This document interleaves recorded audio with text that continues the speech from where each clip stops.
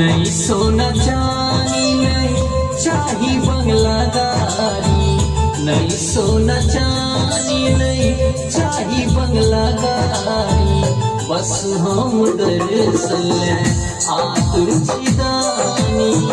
नहीं सोना चांदी नहीं चाही बंगला गाड़ी, बस हम दरअसल आतुर चिदानी। बनल छी मसानी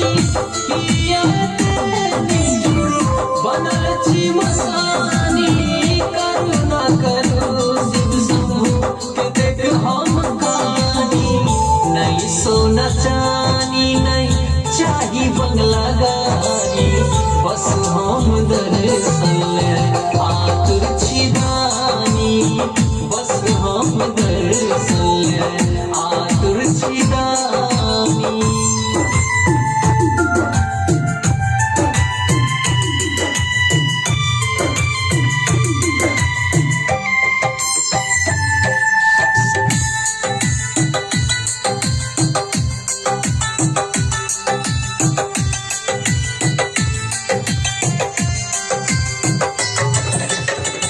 माई के अचारा सब दूर गेलो यो, सब हक भार का पार हमरे दिलो यो।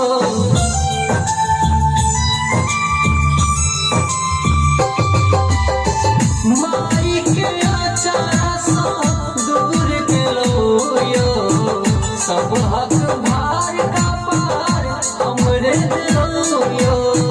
दुनिया कहै हमरा अभगला ज्ञानी, दुनिया कहै हमरा अभगला ज्ञानी, बस हम दरअसल आतुर छिदानी।